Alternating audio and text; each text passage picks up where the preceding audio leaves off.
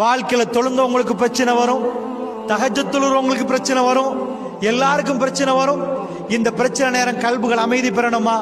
பிரச்சனை ஓயாது, பிரச்சனை ஓயாது. கல்பு அதை தாங்கணும். ரசூலுல்லாஹ் சொல்றாங்க, ஆஜபன் லி அம்ரில் மூமின். மூமினை பார்த்து நான் ஆச்சரியப்படுறேன். ஏன் ஆச்சரியப்படுறேன்? ஏதாவது ஒரு கெட்டது நடந்தா ஃபஸபர, பொறுமையா நிக்கிறான். நலவு நடந்தா ஃபஷக்கர, உடனே அல்லாஹ்வுக்கு ஷுக்ர் செய்யறான். ஒரு மூமின் சின்ன செடிய மாதிரி, காத்தடிச்சா இங்க சாயுது, மறு காத்தடிச்சா இங்க.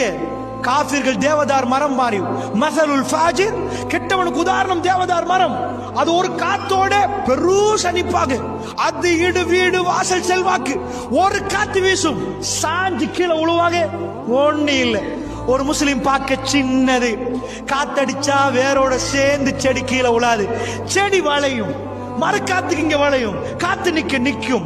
ஆனா தேவதார் மரம் அப்படி இல்ல, அடிக்கிற காத்து பலம் அடிச்சா மரத்தை சேர்த்து கீழே போட்டுரும். ஒரு முஸ்லிம் சின்னதா தான் நிப்பான்னுட்டாங்க ரசூலுல்லாஹ்.